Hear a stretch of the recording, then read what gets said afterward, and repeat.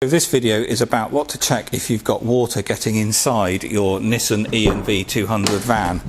So what you might experience is water getting in around the latches, and these latches getting very rusty because any water will pool and collect under this plastic trim, and damp ply either in this corner or this corner. So obviously you need to check the obvious things, like making sure the doors are shut properly and the seal is all good and it's adjusted properly on the latches, so both doors shut properly and the sealing on that seal. However, there are two more common issues which happen with these vans. The first thing to check is have a look up on the top and make sure the bungs are in here where you've got the captive nuts that roof bars fit on, and you've got three both sides, and these bungs are just little plastic bungs with a foam washer underneath.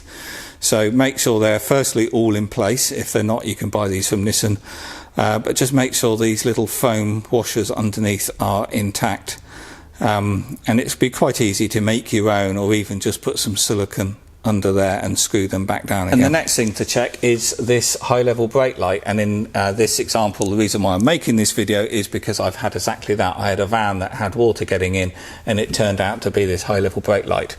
So this brake light has a seal behind it, a gasket, and those fail because they're just made of foam, and water runs down here, gets behind the light, and it gets then into the skin of the door, and you may have ply lining on the inside of the door like this, or some of them have full ply, and you don't actually see the water coming down and inside the double skin, and it ends up coming out the door and getting into the rubber seal, and then naturally finding the lower places, and it ends up getting under here and rusting out all your latches, rusting out the floor, and you end up then, if it gets worse, you get damp ply.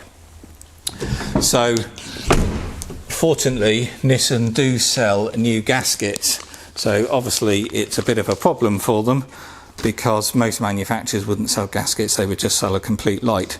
So the replacement gasket is part number 26593/BJ00A, and these will cost about £10 from a Nissan dealer. So it's very simple to fix. You whip out the two Phillips screws there, which takes your light assembly out, take off the old gasket. You might have to sort of scrape it off because they are glued on, but you want to make sure that's nice and clean, and then obviously stick on your new gasket and job done. So I hope that video helped someone. If you have liked it, please do click that thumbs up button on YouTube, because that really does help other people find this channel. And maybe you want to subscribe and hit that little bell icon to be notified when I upload a new EV related video. And there's plenty of videos on the channel, so you might want to have a look at the back catalogue.